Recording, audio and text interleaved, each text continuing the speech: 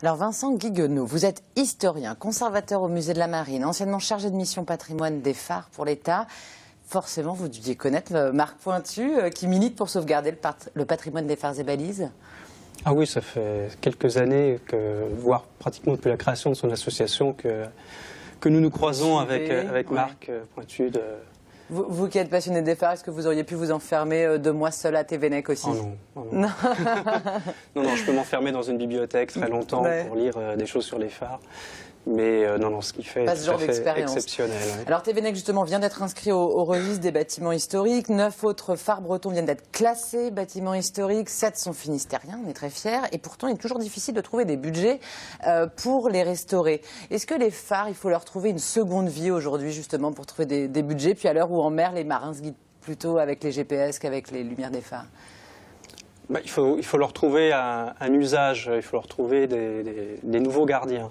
Donc ce que fait Marc Pointu à Tvénèque, c'est ce qu'on appelle un usage alternatif du phare. Le phare est automatique, donc il n'a pas vocation à accueillir des gardiens phares et balises, mais chaque phare peut accueillir, selon sa localisation, une nouvelle activité. C'est déjà le cas de presque 40 phares qui accueillent des visiteurs qui sont ouverts au public. C'est le cas le Créache et le Stif à Ouessant. C'est un petit peu ouvert à Penmen.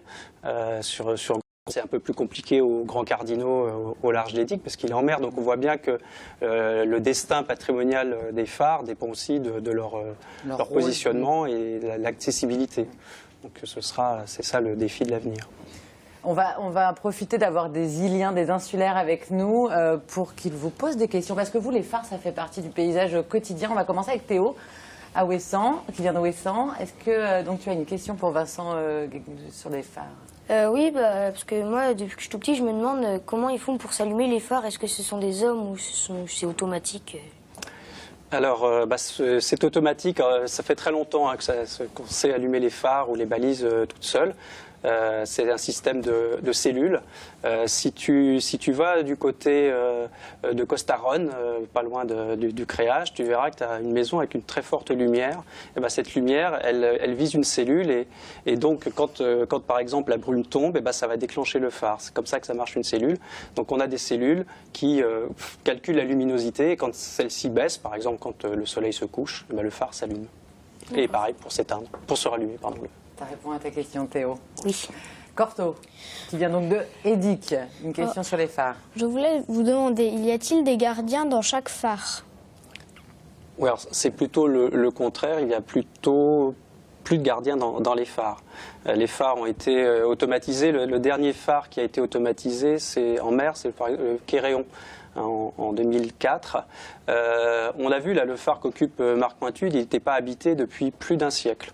Donc ça veut dire que ça fait depuis très longtemps qu'on est capable de faire marcher les phares tout seul. Donc petit à petit, le nombre de gardiens a diminué. Et aujourd'hui, tous les phares de France sont automatisés. C'est vrai aussi en Angleterre, en Irlande, dans d'autres pays.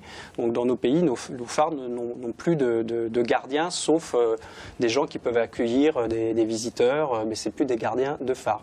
En revanche, tu as des pays, l'Algérie, le Maroc que j'ai visité, là où tu as encore des gardiens avec des familles, comme c'était le cas dans vos îles il y a encore pas si longtemps.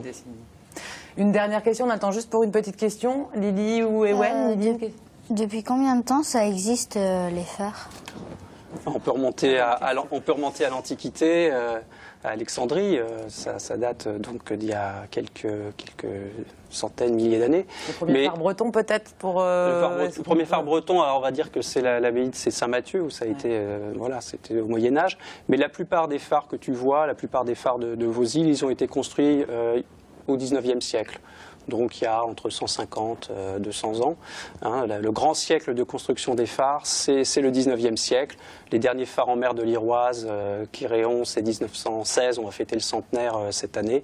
Donc voilà, la grande période de construction des phares, c'est du début du 19e jusqu'à la guerre de 14. C'est pas si vieux, finalement. C'est un patrimoine qui commence à avoir un âge honnête. Merci pour vos questions et puis merci d'y avoir répondu, Vincent Guiguenot, et d'être venu sur notre plateau.